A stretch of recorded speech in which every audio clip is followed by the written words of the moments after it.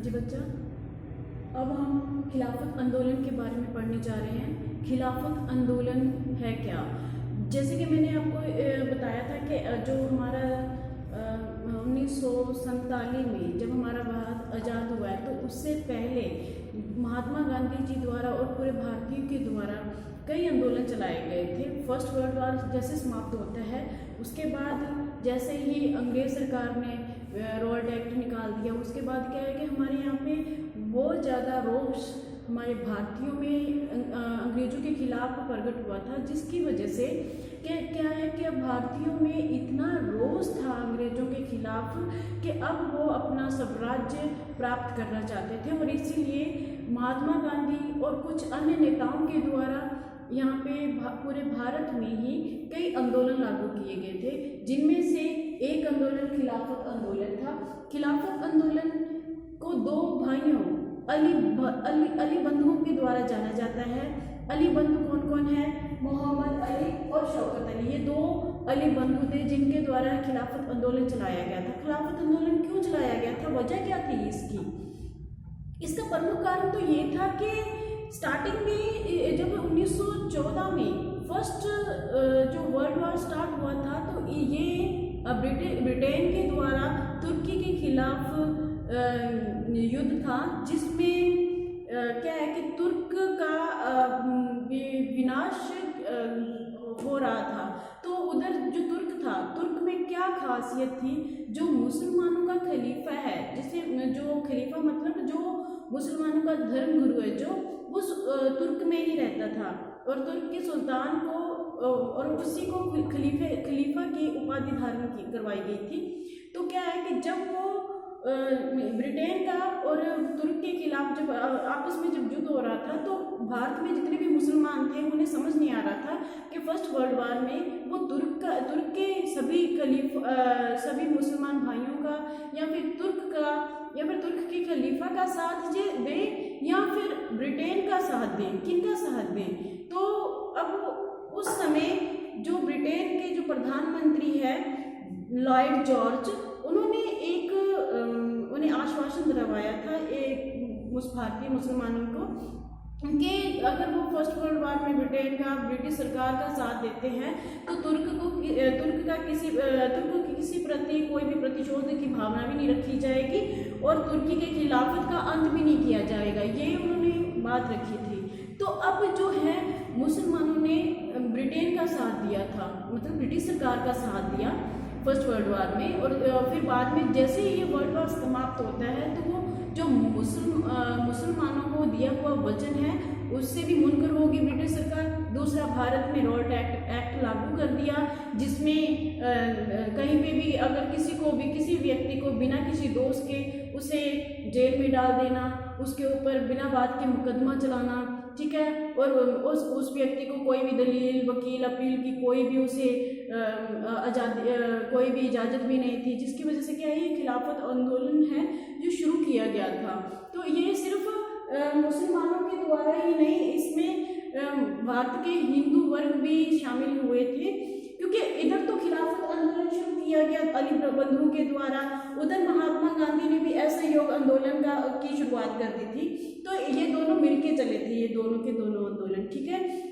हाँ जी, और इसमें अली बंधुओं के द्वारा ही नहीं बल्कि अन्य नेता भी थे, जिनमें मौलाना अबुल कलाम आजाद थे, दूसरे डॉक्टर M.A. अंसारी थे, डॉक्टर सैफुद्दीन किचलू थे, और इसके बिना हकीम अजमल खान थे। ये चारों नेता थे। और एक और प्रसिद्ध नेता जिसे हम हमारे राष्ट्र का पिता भी कहते हैं, महात्मा गांधी भी इसमें शामिल थे। और इसकी पृष्ठभूमि मैंने आपको बताई दी है कि क्या है कि जो तुर्क का जो खलीफा या सुल्तान मान लो, वो मुसलमानों का धर्म गुरु कहलाता था। और उसका जो है कि जैसे फर्स्ट वर्ल्ड वॉर समाप्त होता है, ब्रिटिश सरकार और मित्र राष्ट्रों ने क्या किया कि तुर्क के विभाजन की योजनाएं बनानी शुरू कर दी थी। और जिसकी वजह से क्या होता है कि और मुसलमानों ने क्या बात रखी थी? मुसलमानों ने कहा था कि बंगाल का विभाजन होना चाहिए, और जो ब्रिटिश सरकार है उसने बंगाल का विभाजन न करके उसने किसका विभाजन कर दिया? तुर्क का विभाजन कर दिया, ब्रिटिश का विभाजन वो नहीं चाहते थे, क्योंकि वो वहाँ पे उनका सुल्तान जो कि खलीफा है वो बैठता था, ठीक है ना। और उसकी सारी सत्ता छीन ली फर्स्ट वर्ल्ड वार के बाद। तुर्क का जो है सारी खलीफा का अंत कर दिया और उसकी सारी शक्तियाँ छीन ली। उसके बिना तुर्क के भी बहुत ज़्यादा उसके क्या कहते हैं कि उसे तुर्क का बिल्कुल ही विनाश कर दिया। मतलब अब वो चीज़ वहाँ पे नहीं रही जो सुल्तान और मुसलमानों के अधीन थी, ठीक है। अब क्या है कि अब जो 1916 में लखनऊ अधिवेशन हुआ था कांग्रेस और मुस्लिम लीग के विचकार, ठीक है। और इसमें क्या था कि दोनों ही अपने उत्तरदायी शासन प्राप्त करने के लिए, ठीक है, और ब्रिटिश शासन के विरुद्ध संयुक्त कार्रवाई करने के लिए ही इन्होंने निर्णय किया था। और इससे मुस्लिम लीग को खिलाफत आंदोलन चलाने में प्रबल क्या है शक्ति प्राप्त हुई थी। और 1919 में ब्रिटिश सरकार द्वारा जो अमृतसर के जलियांवाले बाग में निहत्थे लोगों पे गोलियां चलाई थी, जहाँ पे अनेकों मुसलमान और अनेकों हिंदू लोग मारे गए थे, घायल भी हुए थे, तो लोगों में बहुत ज़्यादा रोष था। कुछ ये कारण था इस आंदोलन के शुरू होने का, ठीक है। और उसके बाद जो प्रथम विश्व युद्ध है समाप्त होने के बाद मुसलमानों को ये समाचार मिला कि अब ब्रिटिश सरकार जो है वो उसके सहयोगी मित्र राष्ट्र मिलकर तुर्क का जो है विभाजित करने की योजना कर रहे हैं, उसे विभाजित करने की योजना कर रहे हैं।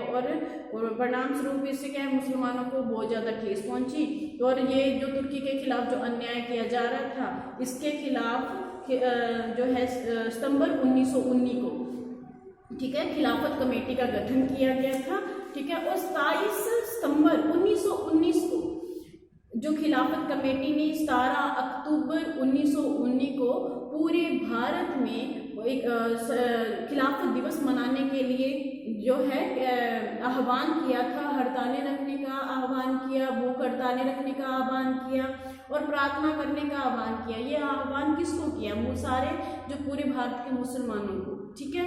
और फिर इसके साथ ही ये भी निर्णय किया कि ब्रिटिश जो सरकार है, ठीक है, उनकी मांगे माने तो ठीक, अगर नहीं तो फिर ये जो आंदोलन है विश्व देश व्यापी चलाया जाएगा। समझ आई, ठीक है। जैसे कि पूर्व परिचय था कि ब्रिटिश सरकार ने मुसलमानों की मांग की तरफ तो कोई ध्यान दिया ही नहीं, उल्टा क्या है तुर्क का विभाजन कर दिया, जहाँ की उनकी इच्छा थी कि बंगाल का विभाजन किया जाए, लेकिन नहीं बल्कि तुर्क का विभाजन कर दिया। और मुसलमानों ने अब ब्रिटिश शासन के विरुद्ध खिलाफत आंदोलन आरंभ कर दिया था, ठीक है।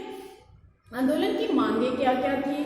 पहला तो ये था कि तुर्की जो शासक है, जो तुर्की शासक कमाल अतातुर्क, ठीक है, तुर्की शासक का नाम क्या था? कमाल अतातुर्क द्वारा जो समाप्त किए गए सर्ब इस्लामाबाद का के प्रतीक खलीफा की पुनर्स्थापना करना, ये पहली मांग थी बेटा। सेकंड है पहले के ऑटोमन साम्राज्य के सभी इस्लामी पवित्र स्थानों पर खलीफा का नियंत्रण होना चाहिए, ठीक है।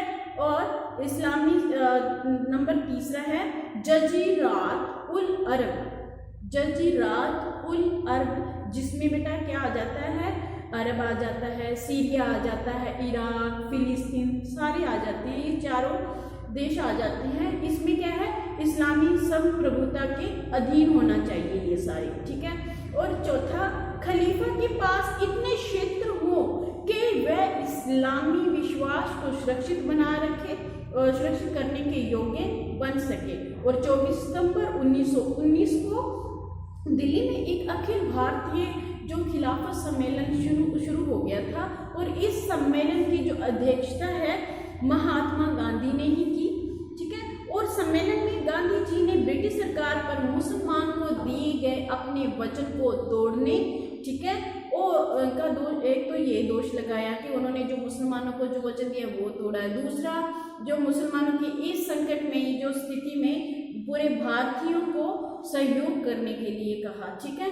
और इस आंदोलन में सम्मिलित होने के लिए पूरे भारतीयों को आग्रह किया गया। और महात्मा गांधी जी ने ये सुझाव भी दिया कि 19 जनवरी महात्मा गांधी के सुझाव पर 19 जनवरी 1920 को डॉक्टर अंसारी के नेतृत्व में एक शिष्टमंडल जो है वायसराय पहुंचा, ठीक है, वायसराय चैम्सफोर्ड को मिला और उससे मुसलमानों के जो शुद्ध विचार थे उनसे अवगत करवाया, लेकिन उससे भी उन्हें कोई कामयाबी नहीं मिली, वो भी निराश वापस आए। फिर उसके बाद मार्च 1920 में जो अली बंधु हैं इनके द्वारा जो ब्रिटिश प्रधानमंत्री थे जॉर्ज लॉर्ड उनसे मिले थे और उन्हें जो खिलाफत के वायदे का स्मरण भी करवाया। लेकिन क्या हुआ, वहाँ वो लंदन भी गए थे उनसे प्रधानमंत्री से मिलने, लेकिन वहाँ से भी उन्हें कोई कोई कामयाबी नहीं मिली, वहाँ से भी वो निराश ही वापस आए थे। तो भारतीय मुसलमानों में का असंतोष जो है और भी भड़क गया था और ब्रिटिश सरकार जो है ने तुर्की को 10 अगस्त 1920 की ईस्वी की जो सेवर्स की संधि हुई थी उसको स्वीकार करने के लिए तुर्क को बाध्य कर दिया था और इस संधि के द्वारा तुर्क के साम्राज्य को छिन्न भिन्न कर दिया गया और तुर्की के सुल्तान के लगभग बंदी बना लिया गया, उसकी सारी शक्तियां उससे छीन ली गई। मुस्लिम लीग के जो खिलाफत जो आंदोलन को फिर तीव्र गति मुसलमानों ने प्रदान की और महात्मा गांधी ने 1920 में सरकार के विरुद्ध जो है संयुक्त रूप में असहयोग आंदोलन चलाया था। संयुक्त रूप में असहयोग आंदोलन मतलब खिलाफत आंदोलन के साथ मिलकर ही असहयोग आंदोलन चलाया था और इस सुझाव को खिलाफत आंदोलन के नेताओं ने स्वीकार कर लिया और हिंदुओं तथा मुसलमानों की इस जो एकता ने राष्ट्रीय स्वतंत्रता आंदोलन को एक नई दिशा प्रदान की और असहयोग आंदोलन को एक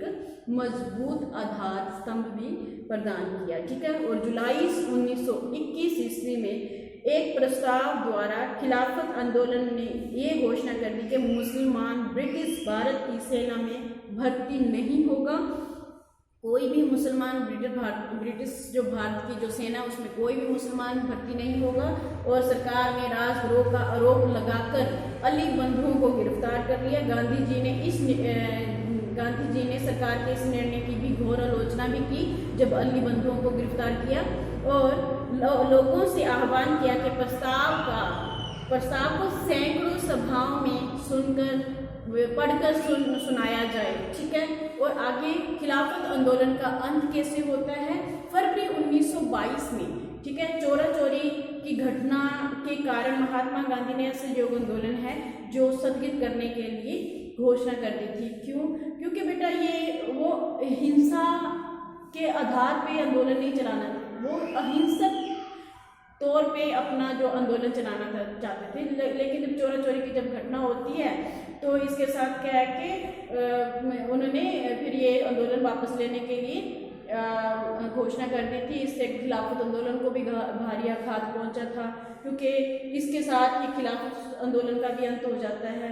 ठीक है, तुर्की की जनता ने मुस्तफा जो कमाल पाशा के नेतृत्व में तुर्की के सुल्तान को नवंबर 1922 ईस्वी में सत्ता से भी वंचित कर दिया। मार्च 1924 में खलीफा के पद को भी समाप्त कर दिया गया और इन कारणों से भारत में चल रहा जो खिलाफत आंदोलन भी अपने आप में समाप्त हो गया। ये हमारा था खिलाफत आंदोलन बच्चा, इसे अच्छे से पढ़ना और इसे याद भी कर लेना। ठीक है।